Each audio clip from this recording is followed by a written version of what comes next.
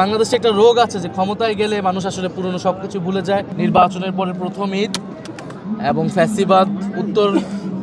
ফ্যাসিবাদ পরবর্তীকালে হচ্ছে এটা দ্বিতীয় ঈদুল ফিতর। তো সেই জায়গা থেকে আমাদের জন্য একটা স্বস্তির জায়গা, প্রথম জায়গা যে ফ্যাসিবাদ মুক্ত একটা দেশে আমরা ঈদের আনন্দ উদযাপন করতে পারছি। এবং আমাদের যে ঈদের মধ্যেও যে সামাজিক সম্প্রীতি, ঐক্য, রাজনীতিক সৌহার্দ্য, এই সংস্কৃতিও বাংলাদেশ থেকে কিন্তু হারিয়ে গিয়েছিল, যেটা ফ্যাসিবাদ পরবর্তী সময় আবার কিন্তু এসেছে।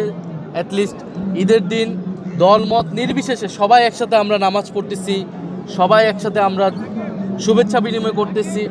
তো এইটা আমাদের রাজনৈতিক সংস্কৃতির জন্য একটা অতি ইতিবাচক দিক। লাইফে কোনো কিছুর গ্যারান্টি নাই, তাই ইন্স্যুরেন্স করুন সিটি ব্যাংকে, কারণ ইন্স্যুরেন্স করলে সিটিতে সুরক্ষা পাবেন নিশ্চিন্তে। আমরা এই গত এক মাসের সরকারের পারফরমেন্সকে আসলে খুব বেশি মূল্যায়ন আমরা করব না, কারণ এক মাস আসলে যথেষ্ট সময় নয় এই একটা সরকারকে মূল্যায়ন করার জন্য, বোঝার জন্য। এই সরকারের গতিবিধিকে আরও পর্যবেক্ষণ করতে হবে। একটা তো আমাদের হতাশার জায়গা আছে যে সংবিধান সংস্কার পরিষদ সেটা হয়নি, যেটা এই নির্বাচনের পরে শুরুতে এটা হওয়ার কথা ছিল, শপথ নেওয়ার কথা ছিল। সেই জায়গা থেকে তো আমাদের সেই সমালোচনা আছে, সেই হতাশা আছে।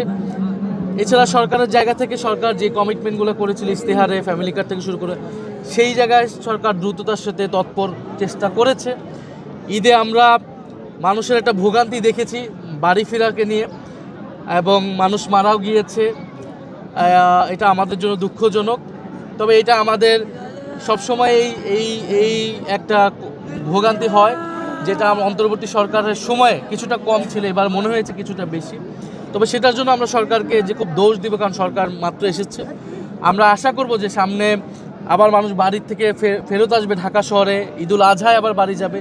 এই মানুষের যাতে ভোগান্তিটা না হয় এই ঈদকে কেন্দ্র করে। এবং আমরা আশা করব যে সামনে সংসদ অধিবেশন বসবে, সেই সংসদ অধিবেশনে সংবিধান সংস্কার পরিষদের সভাটি গুরুত্ব সহকারে আলোচনা হবে, এবং সেই বিষয়ে একটা সুরাহা হবে, সংস্কার হবে।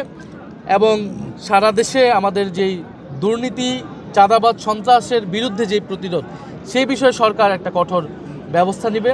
আমাদের জায়গা থেকে আমরা প্রথম ঈদ আমি আমার এলাকায় করতেছি।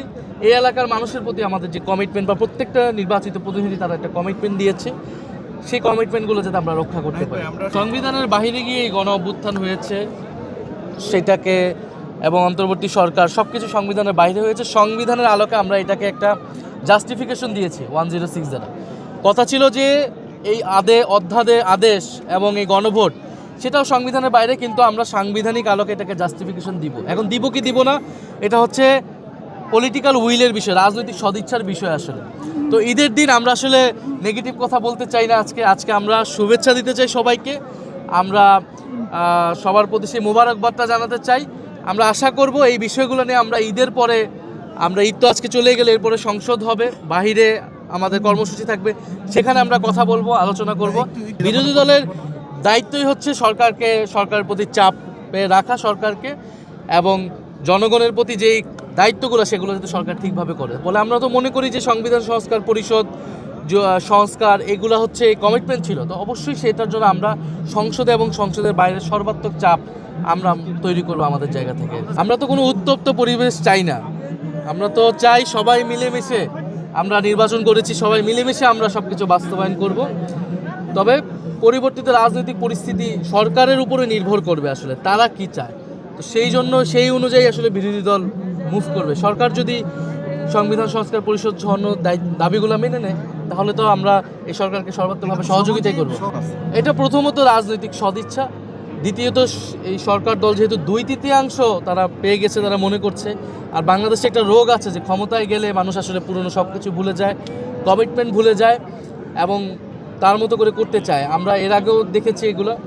ফলে এই সরকারের ভিতরে সেই প্রবণতা থাকতে পারে, কিন্তু আমরা আশা করব তারা সেই প্রবণতা থেকে বের হয়ে আসবে।